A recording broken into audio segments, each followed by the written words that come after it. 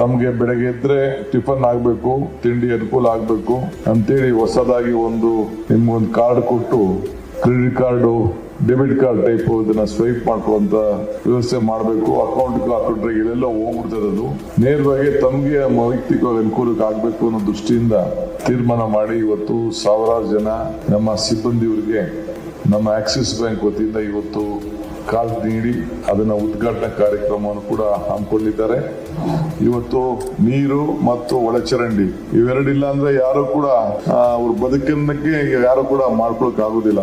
ಅಂತ ಕಠಿಣವಾದಂತ ಕೆಲಸನ ತಾವೆಲ್ಲ ಸೇರಿ ಇವತ್ತು ಮಾಡ್ತಾ ಇದ್ರಿ. ತಮ್ಮ ಸೇವೆ ಮಾನವನ ಸೇವೆ.